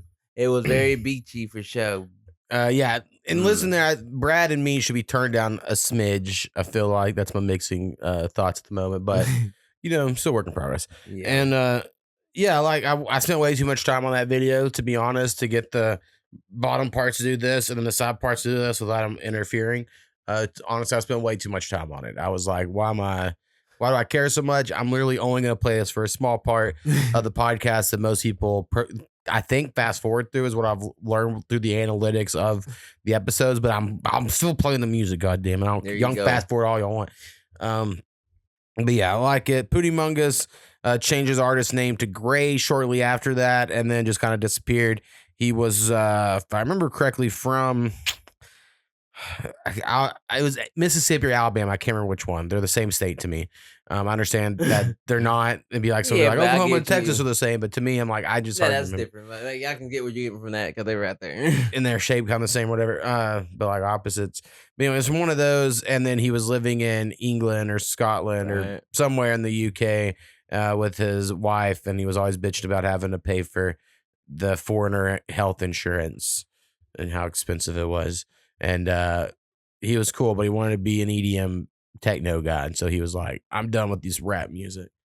And then he left us. So anyway, shout out Pootie Mungis out there. And Bradster, of course, been here since Internet Friends 1. Of course. That's why we give him so much shit, because he won't fucking record the first. Brad. Just throw it inside back. And then Snappy's fucking, I mean, if you don't know, on one of the first appearances of Snappy way back in the day on the podcast, I was like, so you a tits man or an ass man? And that's, he responded with, I like some big old round titties. And in the moment, I was like, oh, I'm going to sample that, because I was just going to make beats.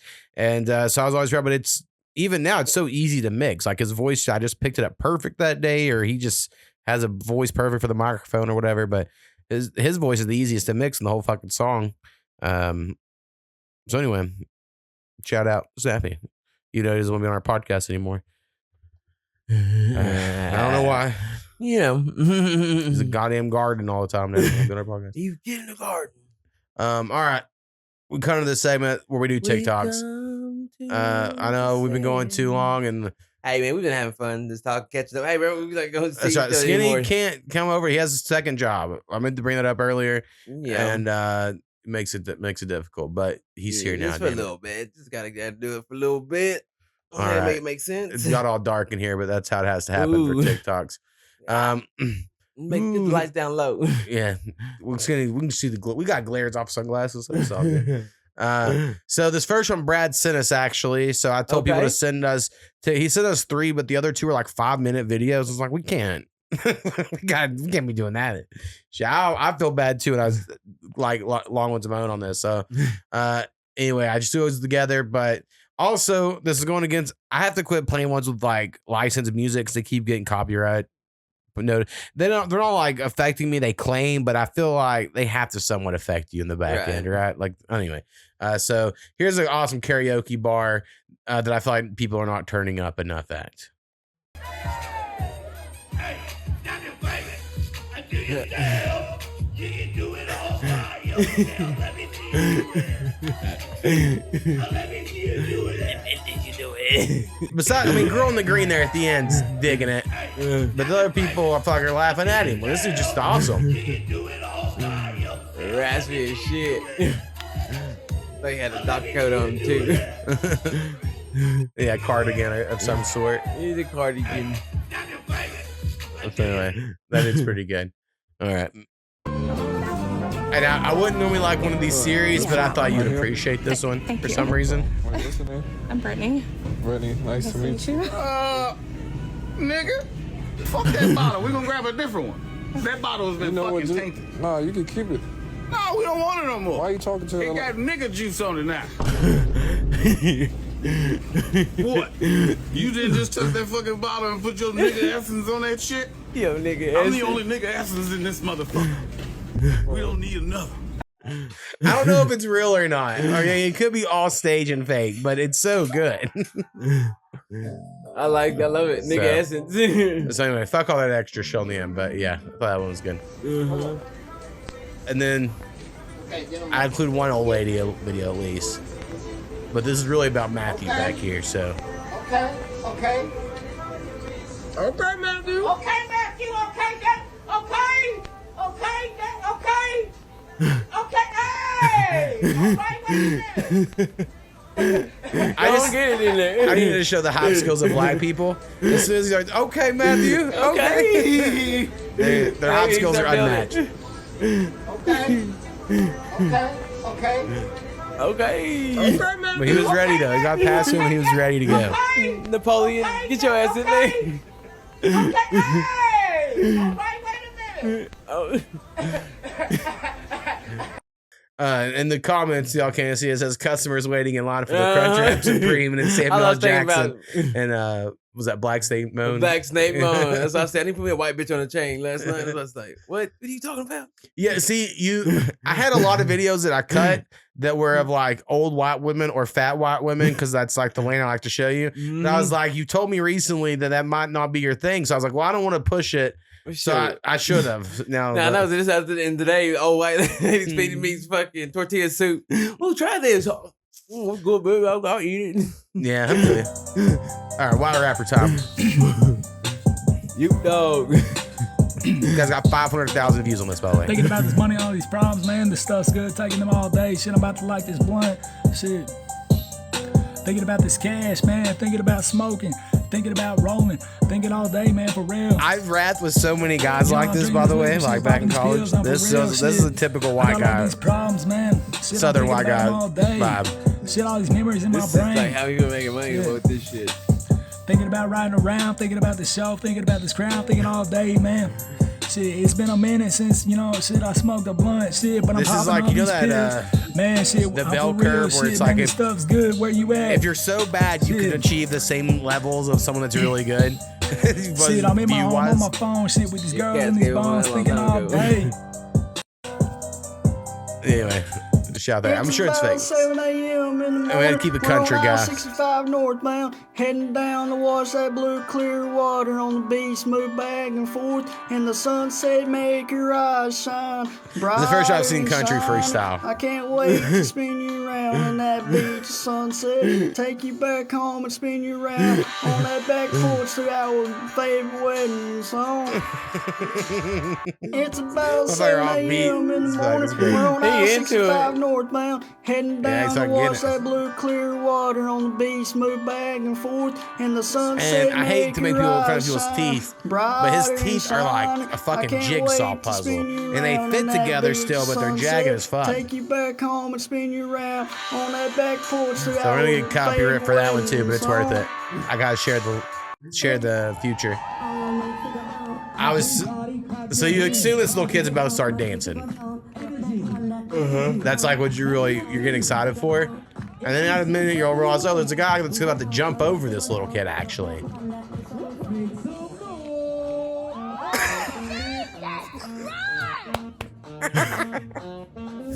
And I love the music. I love the music still going. Everyone in the crowd is like not reacting. Oh my god, I just love it. He's gonna fuck the kid up. Yeah, and that's a wrap.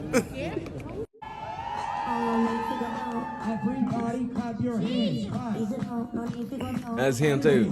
Everybody clap your hands. I gotta see if he slips or what happened here.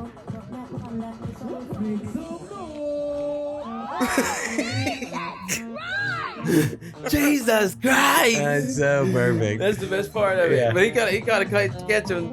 I mean, he got that. Smack his head. Try to do that at least. Yeah, man. I bet that mom feels horrible for letting him use her kid too. He probably dropped. So be careful in New York City. It's dangerous. So I know you go to the bar scene. I do not, but this seems like a good time. What the hell? What is happening?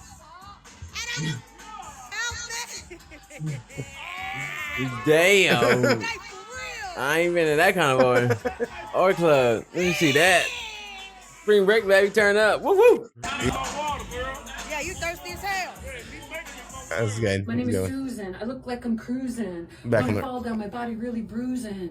Come on, everybody, do the robot. What I don't want you to do is smoke pot. Yacht. Pot. Is it pot or is it reefer? My name is Susan. I look like I'm cruising. So I think this could be a potential mate for you in the future. Someone that raps in their 60s. Pot. Is it pot or is it reefer? Is it reefer or pot? And this is a classic. Had to send this over to Powwow. Oh shit! It's so funny because the cage is there, the screen is there. Oh, they're not. They're like peeking around it. Oh my god, they kind of curve it around there too. Like smokes them. So good. God damn. I also love the comments are like, if you don't have the reflex, don't play the position. Like everyone's brutal in the comments. Like fuck him. Oh god damn, yeah. Reflex, motherfucker. Oh, this is great. So, I believe the lady yelling has caught her husband with this lady again. But he doesn't seem to care, neither does the other woman. He's like, oh, anyway. Like watching the basketball game. Home wrecking hoe is what she says it.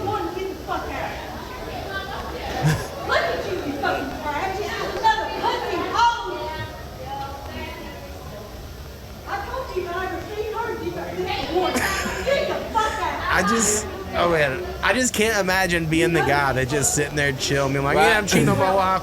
Fuck it, who cares? You know what I mean? Like, I'd be trying to keep it a secret, Jim. He's like, well, this shit's going out the window anyway, what it feels like. He's like, well, this shit been burned. This bridge been burnt. And then, I know you like a church video. Well, I just want to tell the truth. Patricia, the reason you didn't know where I was for the last 20 years, because you were strung out on crack. Now, you have admitted to that. You also were in a cult. You have admitted to that.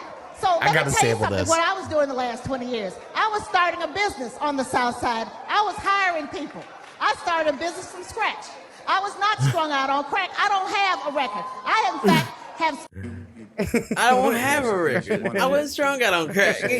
Tell, baby. Well, I just want to tell the truth. Lord. Listen, if there is one place that should matter, you think it's church, and then again, you're like, no, they forgive everyone. It's like, she put in the time, damn it. You also just out here, broke my back, you don't get all this recognition, fuck that. So let me tell you something, what I was now. doing the last 20 years. I was starting a business on the South Side. I was hiring people.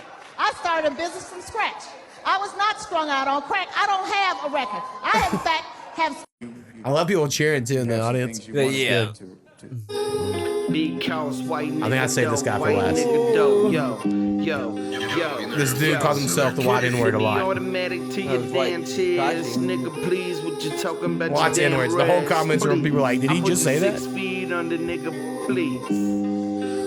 I've watched 18 of these dudes' videos.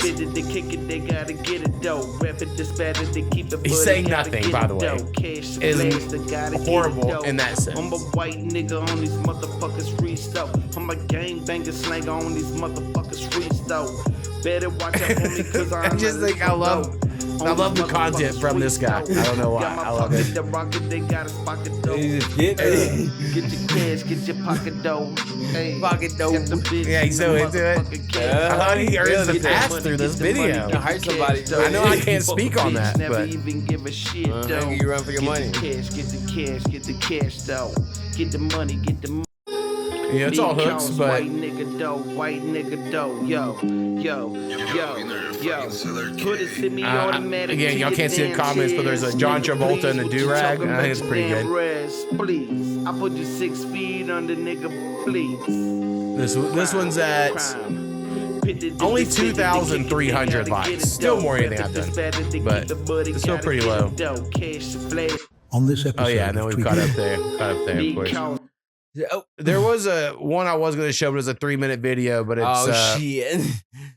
I didn't want to get too crazy with it, but there's like a white crackhead trailer park lady that's kind of big, and she just reads her rhymes like this the whole time while like a real good beat's playing in the background, and then the whole comments people just loving her, and I'm like, oh my god, I can't believe this is popular. But you know, that's the music biz these days, so we got to keep up with it. Mm-hmm. Gotta know what's popping on the streets. What is going on? Keeping it hot in the streets, baby. That's right.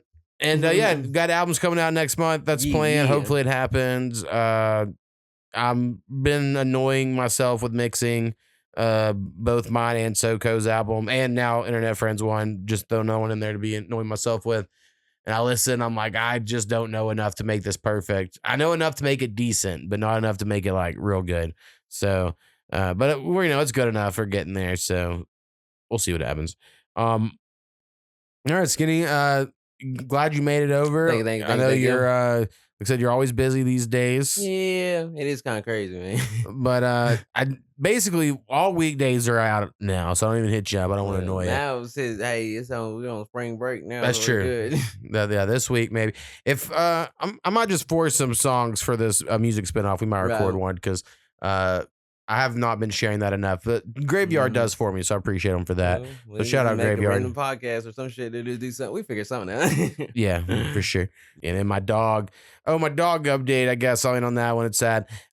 She ate for like 2 days, and then she quit eating again. And so and I say she's not eating or drinking herself. She wants to. She'll go stand over her food and water and look at it and be like, God, I'm so hungry and I'm so thirsty. But she just does. I don't know why. She just doesn't do it. And I understand that she has cancer in her throat. Maybe it's painful or some way or whatever. But what I have now done is I feed her. I fucking open her mouth up like I'm giving her pills, and I put a piece of, if I get the food past a certain part of her tongue, she'll chew it and swallow it. But if you put it in the front part of her mouth, it's like she'll spit it out. So I don't know. Maybe there's something about her tongue not work. I don't know what the fuck's happening. So I have just been feeding her by hand meat. No, like actual real dog food, just like whatever the leftover meat we had for our meal, because that's all she was eating anyway. And then I got a spray bottle because she wasn't drinking anything, and I could tell she was fucking dehydrated as fuck. And so now I just put the spray bottle in her mouth and I just squirt it, and you can tell she loves it. She hates it and loves it. She's like annoyed that I'm doing it, but she like loves the fact she's drinking water, So she's not drinking near enough, but I'm spray bottling her up, every once in a while when she'll do it. And then she's pretty good at like accepting, and then when she's done, she like pulls away or whatever. But she's not really using the bathroom, and she's lost so much weight. We put her collar on her the other day because she wanted to go on a car ride with me, and it's like, fucking crazy how big it is. So yeah, it's all sad. We're gonna try to take her to the vet this week because really, we want just the vet to be like, yeah, this dog's. It's probably time. It's value of life isn't enough, but because it's really hard for me. I've said this the whole time, like trying to figure out what the perfect line is, because she still has a sweet attitude. She's still like, it's bedtime. She wants to come lay in bed with me, and like, she's excited in the morning, wants to run outside. She trots around chasing squirrels on the fence and shit. So not real fast because she has no energy, but she still, has a good attitude. Right. But also, you feel bad getting her put down when she has days of that, that seem like happiness.